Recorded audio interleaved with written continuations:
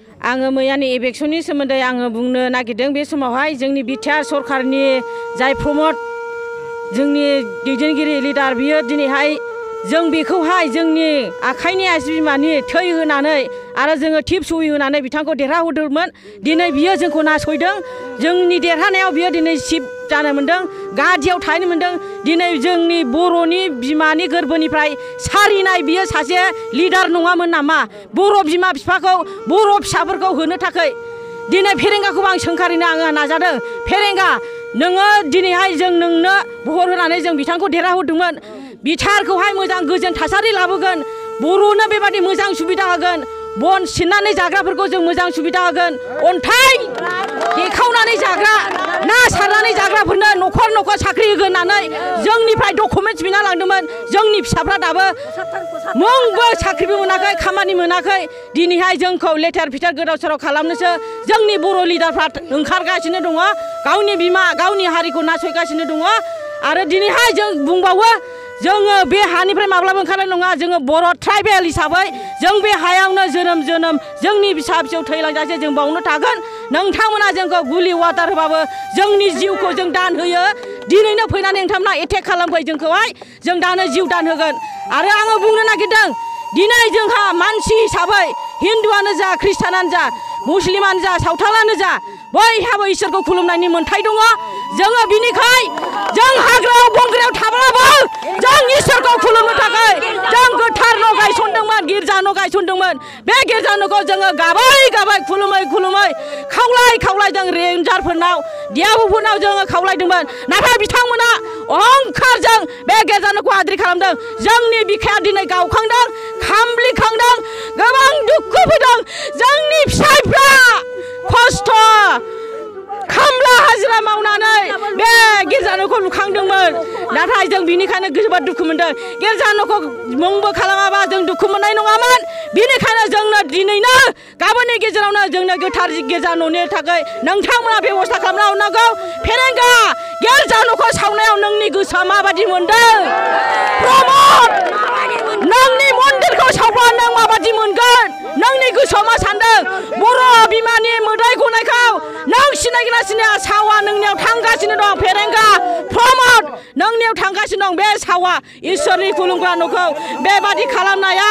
जोङो बे गोथार न'आव बे मन्दिराव जोङो सोरबा बर'नि लिडार, जोङो बेबादि भारतनि लिडार, गोबां दुखु खस्थ' खालामग्रा गोबां सुबुंनि थाखाय जों आर'ज खालामो। जोङो उपबास थायोमोन, जोंनि बिमा बिफा बाव बियोमोन नोंथांमोननि थाखाय। नोंथांमोना जोंनि बिनायनि थाखाय देरहालांदों आरो बेबादि मासिखौ मोननो हादों। आरो बेबादि मासि मोननानै दिनै जोंखौ उल्था नोंथांमोना गाज्रियाव थानानै नासयनो हास्थायदों। जोङो माब्लाबाबो ओंखारनाय नङा बे हानिफ्राय। बेयो बर'नि मोन्थायखा। जोङो बर' जाथिया मैहुर खालामनानै जानो, हादान सिफायनानै जानो जों मोजां मोनग्रा जाथि। आरो जोङो थांनाय नङा, जोंहा मुंबो गैया थांफिननो थाखाय। नोंथांमोना जि खालामो खालाम, अब्लाबो जोङो जोंनि जिउखौनो जों बावगोन। जों माब्लाबाबो ओंखारलांनाय नङा। जोंहा गुबुनाव हा गैया। जों हा गैयिनि जुनैखायनो जों जोंनि जिउखौहाय दान होनो ओंखारगासिनो दङ। जोंनि फिसाफोरखौ जों माजों फोरोंनो? जोंखौ होनदोंमोन फेरेंगा सारा नोंसिनि न'खराव जोङो बेबादि सुबिदा होगोन, साख्रि होगोन होनदोंमोन। दिनै साख्रिनि बदल जोंखौ नासयनोसो बियो ओंखारदों, जोंखौ होखारदोंसो। आरो जोंनि बन फानग्रा जाग्राफोरखौ बन फानग्रानिफ्राय सोलायगोन होननानै बिथाङा जेब्ला राजा लामा जथिदों बे समाव बियो मोजां बाथ्रा बुंदोंमोन। बन फानना जाग्रानो 75,000 होनो नागिरदोंमोन। ना साग्राफोरनो बिसोरो 75,000 न' गंसे न'खराव सासे साख्रि होगोन होननानै बेबादि इलेक्सनाव बुंदोंमोन जोंखौ। बेबादि बुंदोंमोन। दिनै बोरो बियो बोरो जोंनो नांगौ दिनैनो। बे हायाव जोङो 2016 मायथाइयाव जोङो बाव हाबफैदों। 2016 मायथाइयाव जोङो बे हायाव हाबफैदों। अब्ला बै समाव मा जाया जोंखौ इलेक्सन खालामनो? मा जाया? दिनै मानि थाखाय बे दिनै जाखो? बेनिखायनो दाबि खालामो जोंनो बे हाखौ नांगौ। आरो जों माब्लाबाबो ओंखारनाय नङा। गथ' गथायखौ लानानै जों थांनाय हराव गोजांदों। सोरबाया अर सायनानै थाबाय, सोरबाया ओरैनो जिरायनानै थाबाय। ओंखाम गैया, दै गैया। दैया जोंना 1 किल'मिटार गोजानाव जों दै रोगाना जानांगौ। अब्ला जों हराव माबोरै दै लायबावनो? हाग्रा बंग्रा। आरो जोंनि बेबादि खेथिफोरखौबो बिसोरो नस्थ' खालामलांदों आलु लांदों दाउ फारौ लांदों दिनैहाय दै जारनिबो बुख्रुबदों अब्ला नोंसिनि रायजो राजाफ्रा बेयाव थानानै मा मावनानै जायो जोंनि रायजो राजायाव खेथि मावनानै जायो सोरबा मावनो हायो हाजिरा मुजिरा मावनानै सम सम जों थादुन थाइगा गायो गोरान आबाद मावो जोंहा गायग्रा गैया दैनि सुबिदा गैया जोंहा बाव 1 किल'मिटारनि गोजान जोङो दै रोगानानै जानांगौ आरो बेबादि बर' बिमाखौ दिनैहाय बेबादि बिखायाव थुंग्रि सुखावबावदों फेरेंगा नोङो फेरेंगा बिखायाव दङ थुंग्रि सुखावबावदों जोंनि बिमाखौ जोंनि फिसाफ्रा बड'लेण्डनि थाखाय जौ बावलांबाय बेखौ सोर एक्सन लादों जोंनि बर' फिसाफ्रा गोबां जिउ गोमालांबाय दिनै जों बिमाफ्रा गोरबोआ खामग्लिखांदों आरो जोङो दै जांख्रिखांदों जों माब्लाबाबो फासयनाय नङा जोंनो नांगौ बे हाखौ जोंनो नांथारगौ फेरेंगा नोंथाङा जोंनो बे हाखौ होनांगोन आरो जों जिरायनाय नङा माब्लाबाबो जों जिरायनाय नङा जों बेनिफ्राय ओंखारलाङा माब्लाबाबो फरेस्ट डिपार्टमेन्टनिफ्राय बुंनाय जादों बे हायाव नोंथांमोनहा इलिगेलि थादों होननानै बे लिगेल नङा बियो जोंनि फारसि खुमुथिया बे एप्रुभ जाबाय बिथांमोननियाव जोंनि फारसि खुमुथिया थांदों आरो रायलायहैदों बिनि गेजेराव बिसोरो होनदों नोंसोरो जेराव दं बावनो मावनानै जाथ' अब्ला दिनै मानो एक्सबिसन जोंखौ मानो बेबायदि नासयबावखो मानो बेबायदि खालामबावखो जोंनाव कुइसन फैदों सिगाङावनो आं सरकारनिसिम खावलायग्रोनोसो सानो बेनो जोंनि जायगायाव जों रायजो राजाखौ सरकारा मानो सिखार खालामबाय थायो आं बेखौसो बुंनो लुबैयो जोंखौ मानो सिखार खालामो राजा लामायाव जोंखौ लानानै ट्रेन लामा राजा लामायाव जोंखौ रानहोहैदों बिसोर बै समाव बर'लेण्ड नांगौ हिसाबै बर'लेण्डनि सार्थआव जोंखौ बिजि फिसा हाजिराव खालामहैदों जोंनिफ्राय थिप सुइ लादों जों होदों दिनै जोंखौहाय बर'लेण्डआव जों नांगौ होननानै होसोखायनायखौ जोंनि बेसेनखौ जोंखौ दोनाखै बर' लिडारफ्रा जोंखौसो उल्टायै जोंखौ सिखार खालामनानै दिनै एबेसन खालामहोदों जोङो थैयो थाङो जों जेबो बुजिया हायोब्ला जोंनि रावखौ सहायनो हाब्ला आर्मि पुलिस लाबोनानै जोंखौ गावथारफै होनब्लाबो जों बाव थैनो गोसो दं जों बाव थैनो गोसो दं जोंनि टिप सुइ होखादोंब्ला जों बर'लेण्ड नांगौ होननानै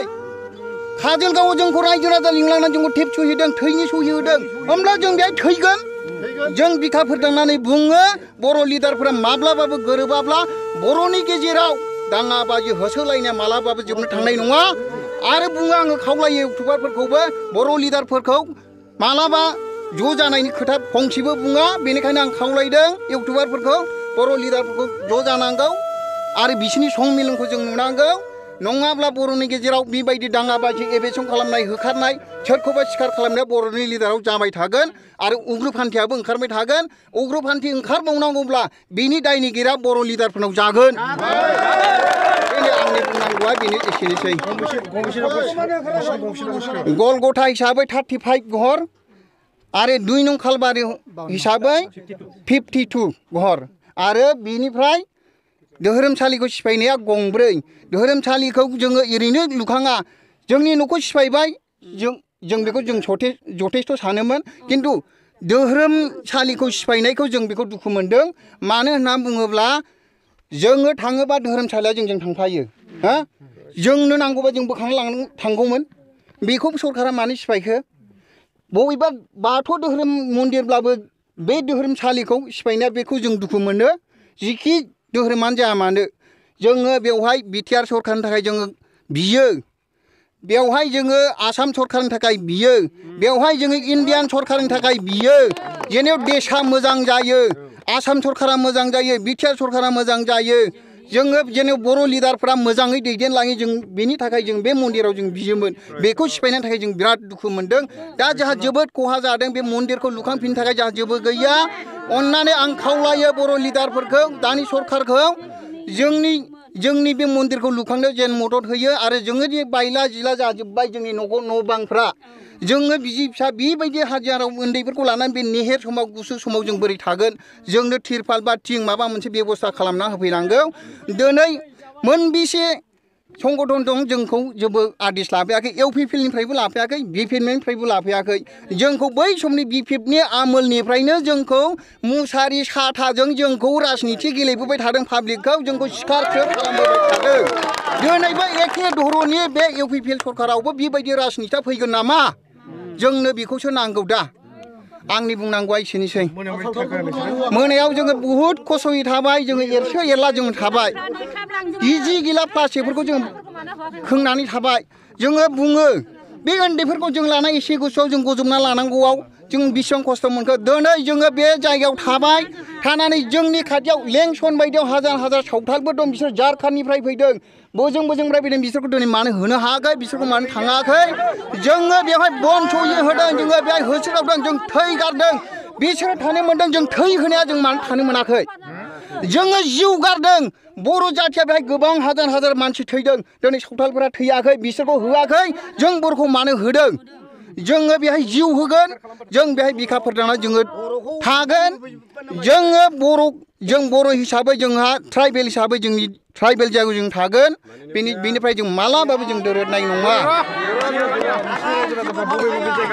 नङा जोङो गुबुन गुबुन जायगानिफ्राय थाबाय जों दिखियाजुलि दं अरुणाचलनि दं गुफुरनि दं सनितपुरनि दं दै खुरखा जानानै फैदों सोरबा जोंनि बेयावनो चिरांनि दं क'क्राझारनि दं गसाइगावनि दं सोरबा हा गैयि मानसिफोरासो बाव फैदों रावबो हा गोनां मानसियाबो फैयाखै रावबो बिजनेसमेन रावबो कन्ट्रेक्टारफोरा बेहाय फैयाखै गैयि मानसि गरिब दुखियाफोरासो बाव फैदों सोरबा बिपिएफनि लं लेम होग्रायाबो बिरि थसेबो मोनजोबाखै सोरबा इउपिपिएल लं लेम होग्रायाबो बिरि मुथासेबो मोनाखै दिनै जोङो बेबायदि दुखिया मानसियासो बे जायगायाव फैदों बेनो बे हाखौ जोंनो नांगौ जोङो मानोना जों बन सयै होनाय हिसाबै जोंनो नांगौ जोंखौ मानो होनब्ला जोंखौ जुदि जोंखौ नाङामोनब्ला जोंखौ मानो रेल लामा जोंनि राजा लामायाव जोंखौ मानो लांनानै फोरानहैया बै समाव 17 बोसोर सरकार सालायनायाव जों हाजि हाराव जोङो बरेलेण्ड नांगौ होननानै जोङो गाबख्रावहैदों बेवहाय जोङो राव सरकारनिफ्राय दै गरदसे मोनलोङाखै बिजेपिआ राननानै फैदों जों अब्ला दिनै जोंखौ मोननैबो सरकारा जोंखौ मानो सिखार खालामो बिपिबाबो जोंखौ सिखार खालामो इउपिपिएलआबो आरो जोंखौ सिखार खालामबावदों रायजो राजाखौ मानो जोंनो बेखौसो नांगौ जों मानि थाखाय बिसोरनि थाखाय मै अमा जाखो दाउ अमा जाखो जों बिसोरनो सिखार खालामजानो बेनिखायनो आङो खावलायदों मोनसे जोंहा बेबायदि गोदाव सोराव जाबाय जोंनो बबेबा दोलोनिफ्राय जोंनो माबा मोनसे सहाय होफैयोब्ला जों गोजोननाय मोनगौ बेनो आंनि बुंनांगौआ ইলিগেলি আমি থাকা নাই গতিকে আমাৰতো আমাৰ নাগালেণ্ডৰ পৰা অহা আছে বহুত নাগালেণ্ডৰ পৰা 75 ঘৰ আহিছে অৰুণাচলৰ পৰা আজি 30 ঘৰ আহিছে আজি চিৰাং জিলাতে বহুত এইটো নাঙলদৈ আজি মাটি খান্দি লৈ গৈছে আৰু এইটো বিমা পানী আই নদী এইবিলাকত বহুত নিছে আৰু ইফালে আপোনালোকে যাক চিৰাং জিলাতে বহুতত অনিষ্ট এইটো চৰকাৰটো সংস্থাপন দিয়া নাই 2 বিঘা 1 বিঘা মাটি দিছে নদী কিনাৰত ইয়াতে বড়ো মানুহ কি খাব পাৰে নেকি বড়ো 16 বিঘা মাটি থাকিলেও খাব নোৱাৰে এনেকা মাটিত কেনেকা খাব গতিকে ময়ো আহিছোঁ ঢেকিয়াজুলিৰ পৰা আমাক এতিয়া মাটি নাই আমাক মাটি লাগে ইটোৰ কাৰণে আমি আহিছোঁ আমাক ডিপাৰ্টমেণ্টৰ পৰা কথা মানে আমি আজি হলৰ পৰা ৰেঞ্জাৰৰ দুৱাৰত গৈ আছোঁ ইএমৰ দুৱাৰত গৈ আছোঁ আৰু ইফালে আমি আমাৰ বিষয়া আমাৰ ডিএফৰ দুৱাৰত আমি গৈছোঁ আমাক কয় যে য'ত থাকে তাতে থাকিব আৰু তাৰ পৰা 1 ইঞ্চিও নাযাব ইটোৰ কাৰণে আমি ইয়াৰ পৰা বৰ্ডাৰ দিছোঁ আমি তাৰ পৰা ইফালে সোমোৱা নাই আমি ইয়াতে আছোঁ কিন্তু আমি ক'তো নাযাওঁ আমাৰ বড়োলেণ্ডৰ মাটি আমি বড়োলেণ্ডতে আছোঁ সেইটোতো আমি বেয়া কাম কৰা নাই আমিতো ট্ৰাইবেল জাতি আমি আৰু ক'ত যাম যদি মাটি থাকিলে বা আমাৰ কিবা এটা যদি সা সুবিধা থাকিলেহেঁতেন আমি ইয়াতে আজি নাহিলোঁ হয় তাৰ কাৰণে আমি আহ্বান জনাইছোঁ আমি ইয়াতে থাকিম আৰু আমি ইয়াতে বসবাস কৰিম আমাৰ যোৱাকালি ঘৰ ভাঙাটো আমাৰ 4খন বিশক ডাঙৰ নিৰ্মাণ কৰা গীৰ্জাঘৰ ভাঙিছে লগতে আমাৰ ইয়াতে 52 এবভ হাউচটো মানে ভাঙি দিছে তাৰপিছত 35 ইফালে ভাঙিছে লগভগ আৰু ইফালে 2-3টা গাঁও আছিলে কৰিম বুলি কৈছিল কিন্তু টাইমটো ক'লা নাই তথাপি এইটো 6-7 বাৰ হৈছে সিফালে আগতে মানে 45 ঘৰ এনেকুৱা 300 এবভ ঘৰ আমাৰ ইয়াতে মানে বাৰে আহি কিনে এভেকশ্যন কৰি আছে আমাৰ ৰাইজবিলাকতো সৰু ল'ৰা ছোৱালী লৈ কিনে ৰাতি এনেকৈ মানে সৰু তিৰপাল ফাটা চিৰা তিৰপালবিলাক লৈ পেলাই আজি বসবাস কৰিলে নিহাৰৰ পানীত আৰু ঠাণ্ডা পানীত কিন্তু এনেকুৱা যদি মৰম দুৱেল নাই বা মৰম দুৱা নাই এইটো চৰকাৰক আমি কি ক'ম আৰু আমিতো এনেকৈ আছোঁ গতিকে আমাক খাওয়া ব্যৱস্থা বা কিবা ব্যৱস্থা আমাক আজি দিয়া নাই আমাক ৰিলিফ থৈছিলে লকডাউনৰ টাইমত 3 কিলো চাউল দি কিনে আমাক 3 মাহ মাত্ৰ তাতে 6 মাহ মাত্ৰ আমাক থৱালে তাৰ পৰা আমি আহি পেলাই আকৌ সোমালোঁ গতিকে আমাক এইখিনি ইমান অন্যায় কৰাটো আমি ভাল পোৱা নাই এইটোৰ কাৰণে মই প্ৰমোদ ছাৰক মই জনাইছোঁ আমাক সংস্থাপন জল্দি দিব লাগে আৰু মই EM ফেৰেঙা ছাৰকো জনাইছোঁ তেওঁ আমাক যেন ভালকৈ সুবিধা দিব লাগে কাৰণ এইটো কাম চৰকাৰৰ আৰু চৰকাৰৰ আমিয়ে বনাইছোঁ চৰকাৰ আমাৰ টিপ চুই লৈ কিনে চৰকাৰ হৈছে আৰু আমি চৰকাৰ ভাঙিবও পাৰোঁ আমি সাজিবও পাৰোঁ তাৰ কাৰণে আমি কৈছোঁ চৰকাৰ আমি আনিবও পাৰোঁ আমি ভাঙিবও পাৰোঁ এইটোৰ কাৰণে আমি কৈছোঁ চৰকাৰে যদি আমাক যদি নিজে চৰকাৰ জিন্দা হৈ থাকিবলৈ বিচাৰিছে গাড়ীটো বিচাৰিছে তেনেহ'লে আমাৰ কাৰণে কাম কৰিব বুলি আমি আশা কৰিছোঁ নহ'লেতো আমি কিবা এটা ব্যৱস্থা ল'ব লাগিব এইখিনি